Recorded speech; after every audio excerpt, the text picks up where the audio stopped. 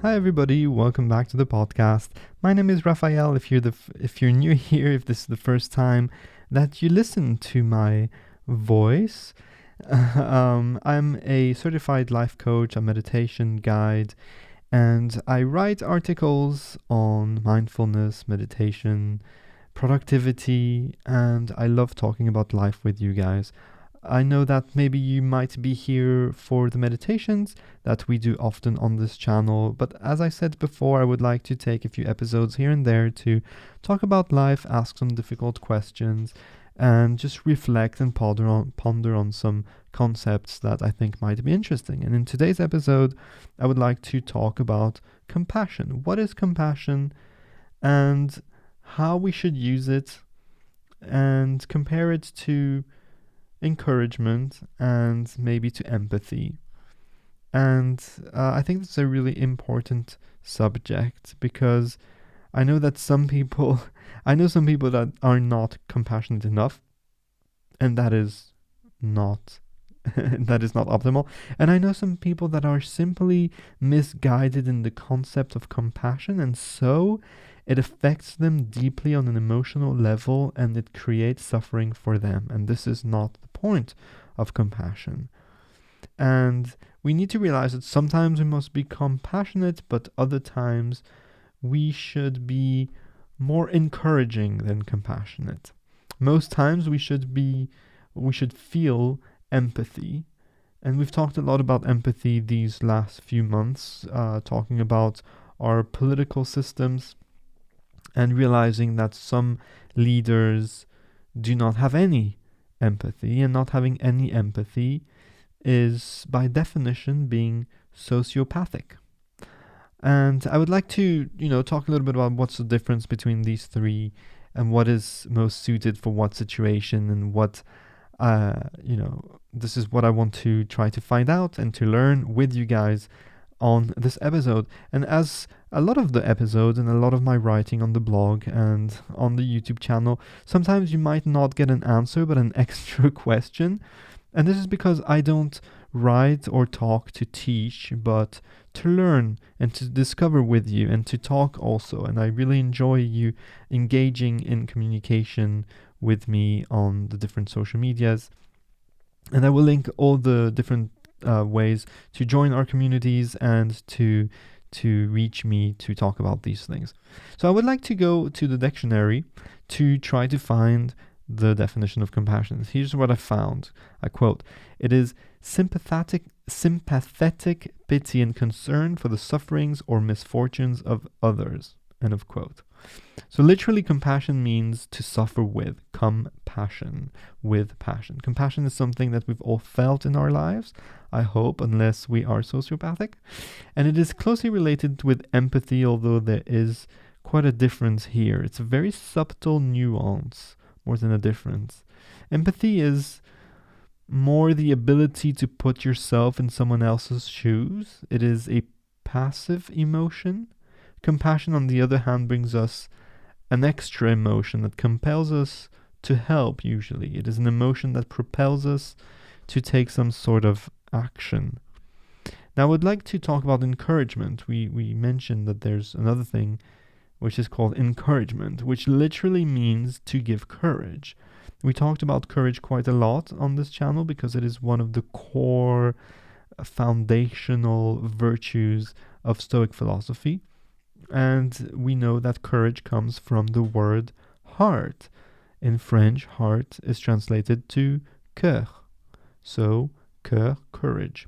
To encourage someone means to give that person heart. It's beautiful. It's a beautiful concept when you think about it, to give somebody heart. And it's on a whole other level than suffering, or than suffering with, although actively with another human being. And there comes times in our lives when compassion is the way to go, really. We welcome in someone else's suffering, whether it is someone that we know, somebody that we love, or a stranger. And it's important to cultivate that value. But it's also important to have strong boundaries so that we're able to suffer with that person without being pulled below the ground with them. So we feel the compassion, But at the same time, the suffering from that person is not something that we can control. And as we've seen before, we must eliminate um, emotional attachment to everything or anything that is not within our control. Otherwise, we can literally go, and that is the official term, bananas. so, it's important to have strong boundaries and to know the difference between having compassion, suffering, being able to feel the suffering of someone else, but at the same time not letting it affect you so that it doesn't pull you down. And I know a lot of people that are such beautiful beings and have such a big sense of empathy and compassion that it creates troubles in their own lives because they feel that suffering in an intrinsic level and they get attached to it, and it just affects them, and they're not in control of it because it's in relation to somebody else's lives, and that is not an optimal way. And I don't want you to feel like I'm being cold in, not acknowledging compassion, in the sense that, yeah, you should suffer if somebody else is suffer, but should you really? Is this driven by passion or by reason? And that's a question. Please answer it. And we can care deeply about someone, and we wish we could sometimes. I mean, I think about my kid, of course. It's the first person I think about. The second is my wife. And when we deeply care about someone, we wish we could just take all the suffering from them. If my baby was sick, I would gladly give my life for my child. And I think all of us parents feel this, and all of close friends feel this too, to some different extent, of course. But this is not reasonable. This is, again, fighting against reality. And remember, when you fight against reality, you lose, but only 100% of the time. Because unfortunately, I'm not really sure if this is unfortunate, if this is fortunate, but this is not how life operates. You cannot, swap situation with another human being, no matter how much you love that human being. And so in Stoicism, we learn not to be affected to what is outside of our control. This does not mean that you should not feel emotions. It certainly does not mean that you should not feel compassion. What it means, again, I might repeat myself, but it's so important. What it means is that you have the ability to observe these emotions objectively, and if needed, act with reason and within the realm of your own control. Action is taken only if action is needed.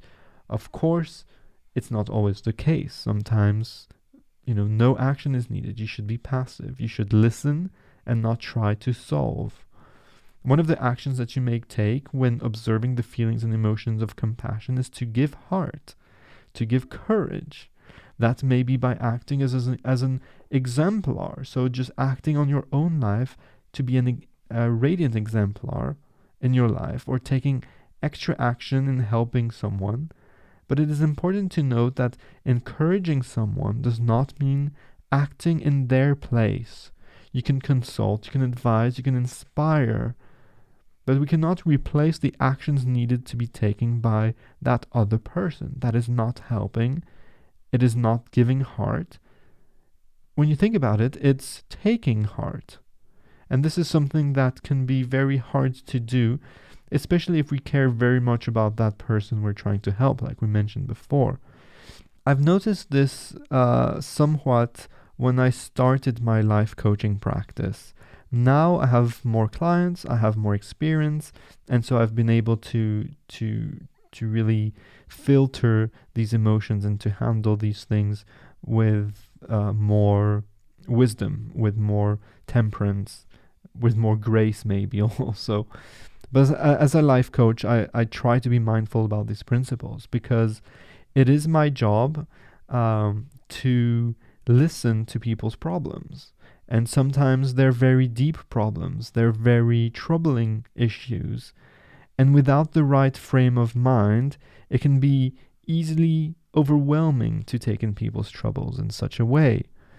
If we don't have a proper distinction between compassion and encouragement, we cannot last long in these professions. Of course, I'm a life coach, executive life coach.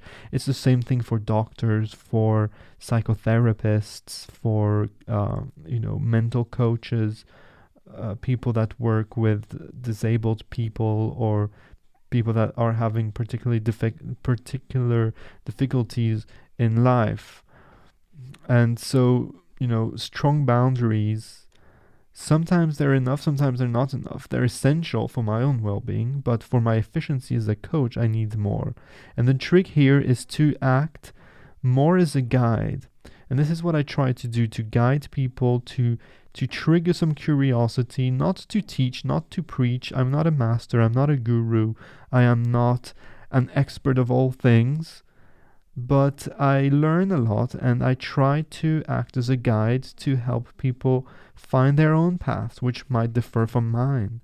And I do the best I can to remove my ego from these interactions and guide the person to his or to her own solutions. No two solutions are the same, and I found that I have much more success when I guide my clients by giving them tips and encouragements than already made solutions. And it is very important for my own sanity also to act as a guide and not to take in the sufferings of all of my clients. Some are suffering more and some are suffering less, but still it affects you, and it should not affect you, because how they will react to these events in their lives is out of your control. You can guide, but you cannot control. And I'm very glad about this. This is what makes life beautiful also. All these little entities, these little beams of energies that are responsible for their own shining, for their own light, for their own warmth. And so that's it for today's episode. I hope you've enjoyed it. I hope you got something out of it. Please do communicate with me, with the community, about these subjects. It's always fun to debate and to have dialogues, and not for me to just ramble along. And thanks again for listening. All the links, everything that you need to know if you need extra information, are in the show notes to this podcast. Take care. I'll see you soon. Bye-bye.